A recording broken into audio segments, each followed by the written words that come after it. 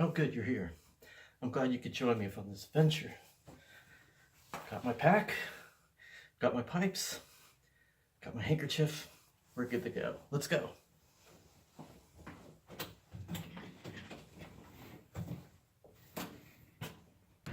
Hello. Took my first stop. I'm near Fuller Lake. Just enjoying the weather.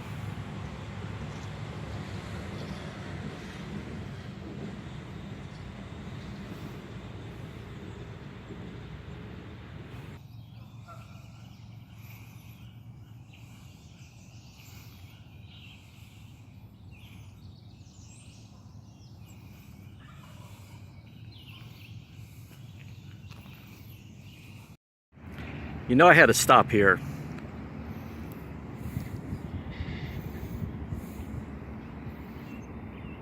Dinosaur. Hello everybody. It's Friday morning in Fargo, North Dakota. It's my first smoke in the car.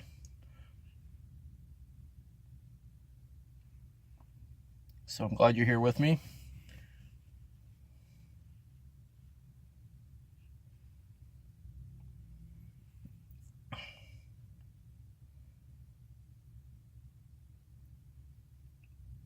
The sky is one big cloud.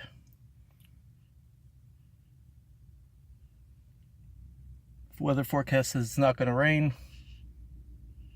I hope that holds out because today's the day.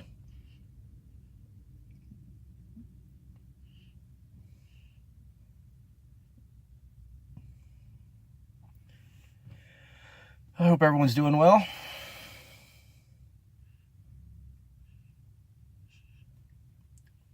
The ancient and honorable tradition. I am smoking a Missouri Meerschaum. I think this is in their legend line.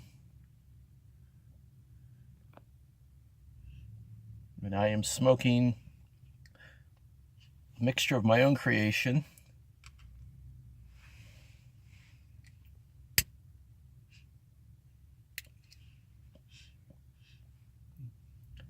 It's Lane Limited Ready Rubbed and Lane Vanilla Black Cavendish. It's 50-50.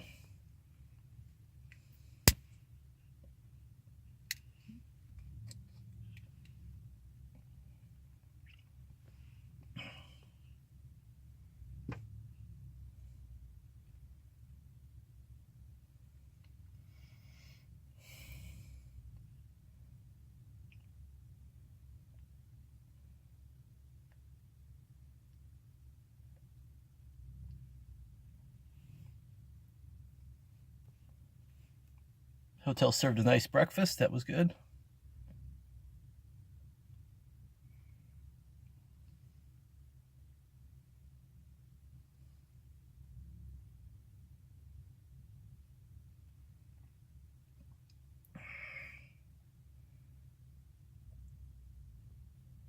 Okay, I think that's all for now. See you in a little bit.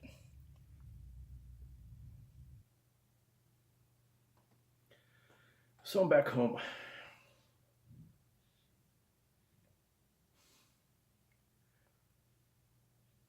Had a good trip. Wasn't easy.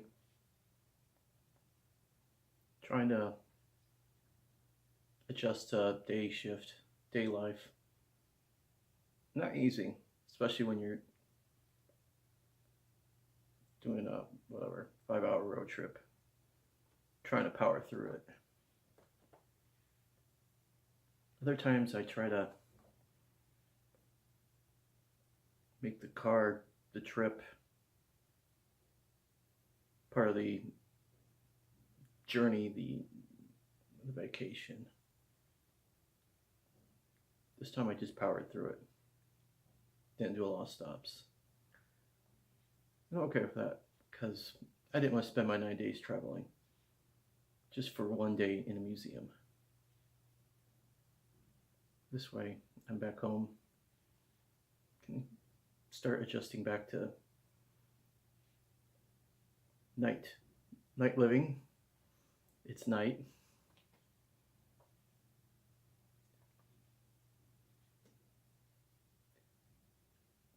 I've thought about different ways of presenting this.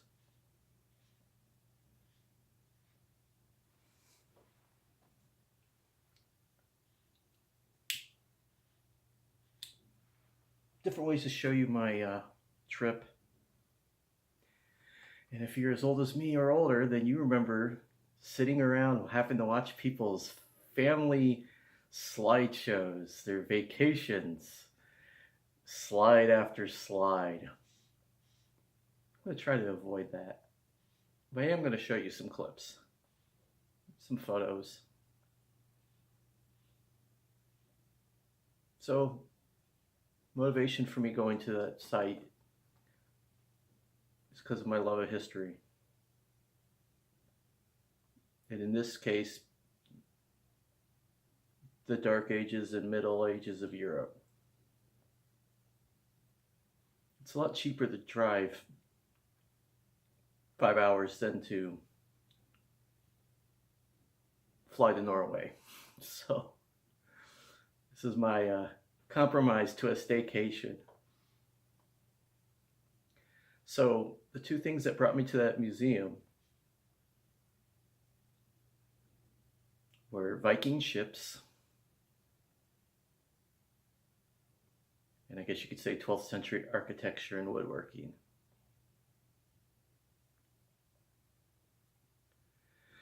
So, one of the main exhibits is a ship called the Hjemkomst. Hjemkomst. It's the Norwegian word for homecoming. And I just wanted to see a Viking longship.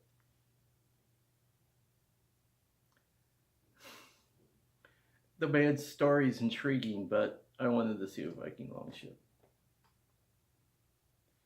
So Robert Asp is the man who created this ship. Around 1970, he was working on a roof and he fell off the roof and injured himself badly. And he ended up in the hospital. And his brothers would come visit him, and apparently they talked about the Norwegian relatives back in history, the family. And Robert got this idea of building a Viking ship. He wanted to sail it to Norway. Apparently there had been a recent excavation of a Viking longship at a burial site, intact. So that was his inspiration. So when he got out of the hospital, he started making plans.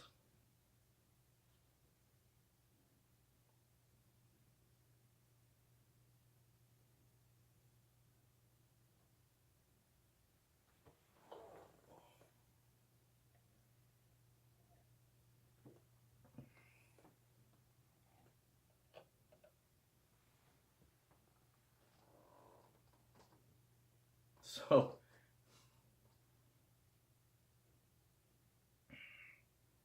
he started picking out the lumber. I think it was white oak. I'll look it up. Anyway, so he handpicked these trees, found a place to mill it, got his brothers and other volunteers involved.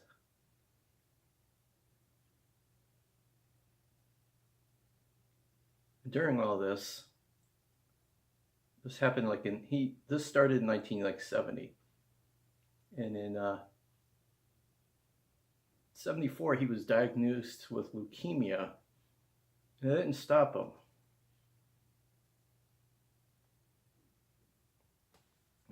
Six years. They worked on this boat for 6 years.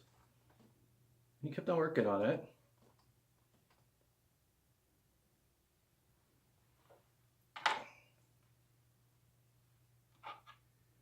And they got a crew together and started training.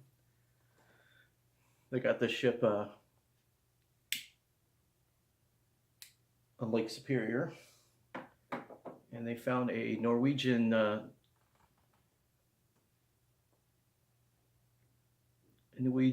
skipper who knew something about sail ships, that kind of sail ship. And they got him to join the crew, and they trained in Lake Superior. And then around 1980, after several training sessions, trips around Lake Superior,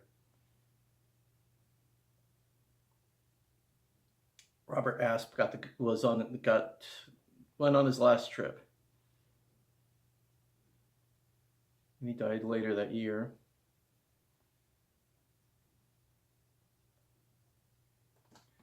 But the family decided to fulfill his dream. And they still plan to go to Norway.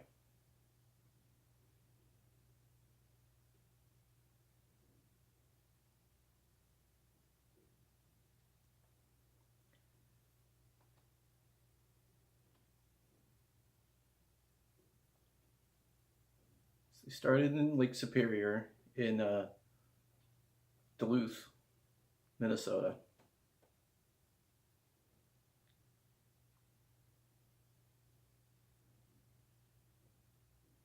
Made their way through the Great Lakes.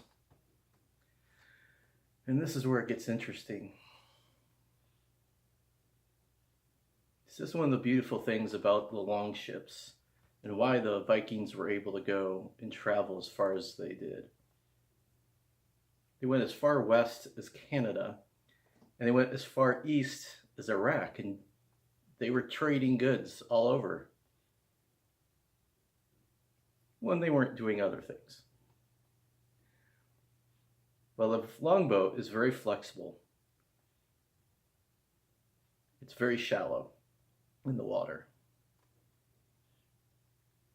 And with the combination of sail and row, the oars, they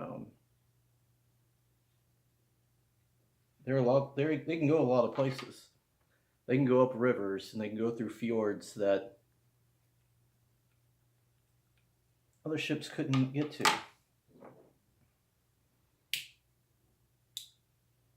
Cities that weren't on the coast but were upriver thought they were safe, and they weren't. There would come the Vikings. So anyway, back to this journey. So after they got through Lake Superior and all the Great Lakes, the problem was they now had to go through the Erie Canal. It's the only way they could connect to all the way out to the Atlantic. So this is where the rowing came in. They had to row that ship all the way through the Erie Canal.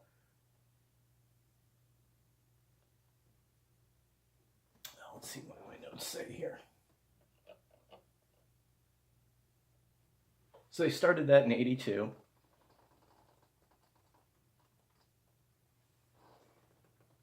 And they reached New York City in June of '82. And they headed out to the Atlantic.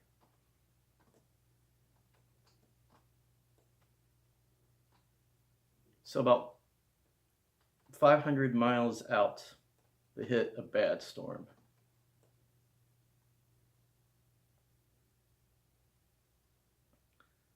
The water was going over the deck. The wind was blowing them pretty bad, battering them. got like a 14-foot crack in the keel of the boat. No, it wasn't sinking them, but they were in bad shape. And the crew, if I haven't mentioned already, 4 of Robert's children were on the crew. It was a 13-man crew through the Great Lakes. One of them stayed at New York, and 12 people on this ship. The Norwegian skipper knew the ship well enough and knew the sea enough. He knew that where they were at, they'd be fighting against the wind.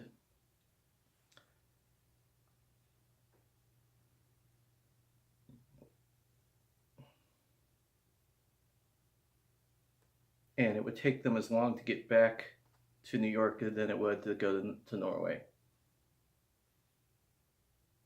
So they continued on. Now, this is an open deck ship. I don't know if you've ever watched any Viking movies or that TV series. So they had a rig, a sleeping quarters of sorts. They basically built a framework on the deck for a place for people to sleep and a tarp that they could put over, sort of like a tent. So 8 members of the crew could sleep at one time.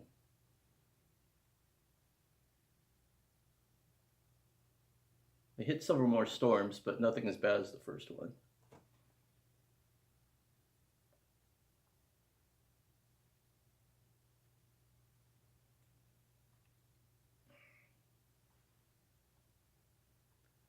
So in July of '82, they reached Bergen, Norway. And there were celebrations, and some of the crew's family members had flown over to meet them.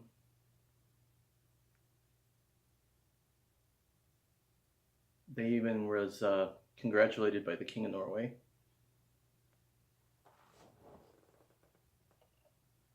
And they finally got to their final destination in August of '82, which was Oslo, Norway, which is what Asp's first, his goal was, his dream was.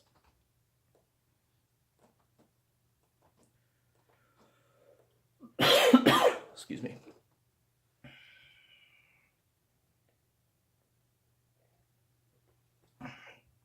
But the construction of the ship was just incredible.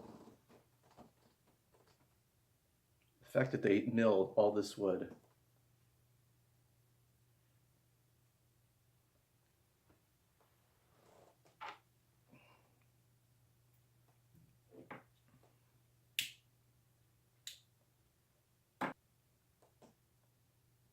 One of the interesting things about the ship, if you look at the design, is that we think of modern ships with having a rudder right in the center, down at the back of the ship, down below. The Viking ships use what they call a steerboard.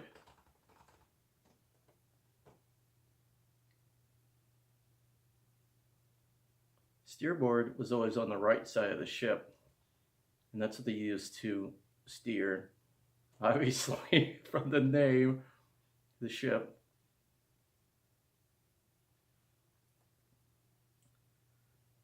So that's where we get the term starboard. The term changed over time. So on the right side of your ship, you have the steerboard. So whenever you come into a port, you approach the dock with the left side of the ship, which is where we get the term port. You would exit and enter the ship to the port on the left side of the ship.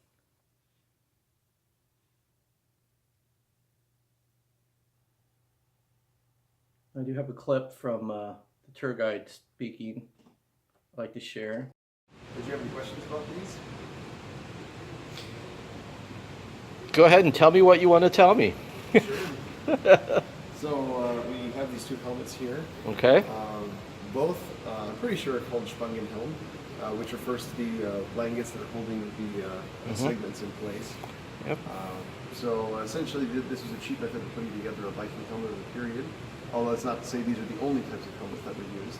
A lot of them have a crested design on the upper section of the helmet, and this. But for at least the Viking helmets that have been uncovered, I believe there's like 3, they usually look something like the one on the left over here. However, this would be a helmet that was used by the later Vikings, so like the Normans, and in addition to that, would have been used by knights as well, going into the 1200s.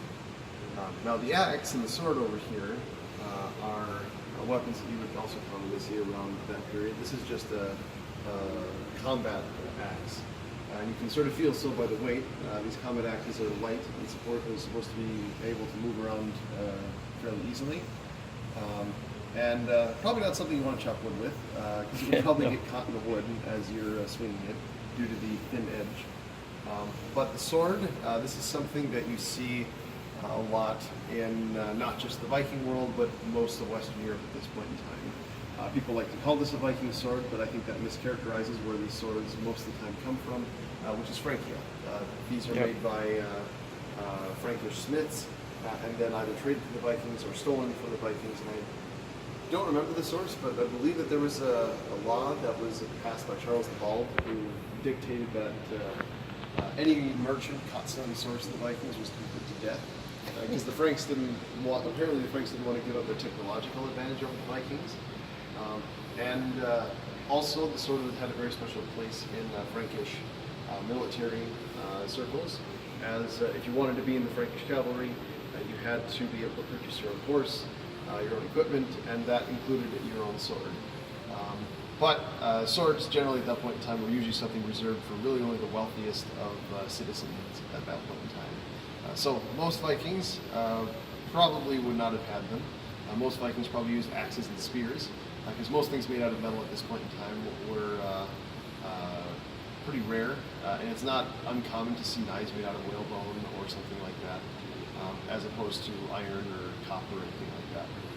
So yeah, and these swords oftentimes have this characteristic shape. This one has a grip that's a little too large for Viking era, as most grips only get to about 3.5 inches. Which is very tight around the hand. That one I believe is about 4.5 inches. So really only large enough to fit your hand in, and not a whole lot of wiggle room. Now, as to why this is done, there's a lot of speculation about it, but one thing that I've heard a lot is that it basically makes sure that you can't hold the sword incorrectly, so you don't damage your wrist or anything like that when you're swinging.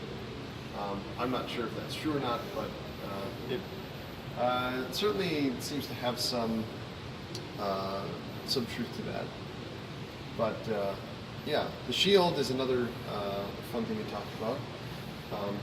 These shields, according to the sagas, were made out of linden wood, also known as basswood, and essentially they were usually had about 1/4 inch rather than a 1/2 inch like what you see here of wood, and they usually be covered with linen. Or some sort of facing, sometimes leather or things like that. And then they'd be covered, or the edge would be covered with rawhide or just a strip of leather. And the big metal thing around the center, that's called the shield boss. And the purpose of that, a lot of people like to say that it's for bashing people in the face, but this isn't necessarily the truth. They are also there to catch weapons as they're sliding across the front of the shield, so they don't go right in your leg or something like that.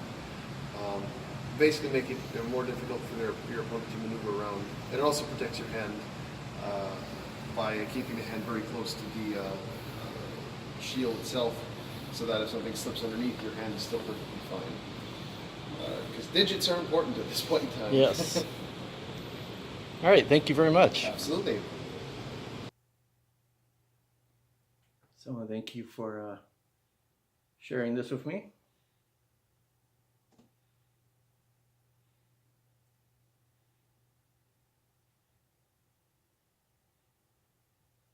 a good trip.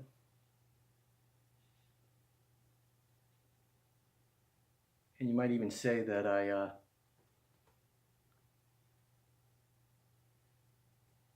found a little of my inner Viking.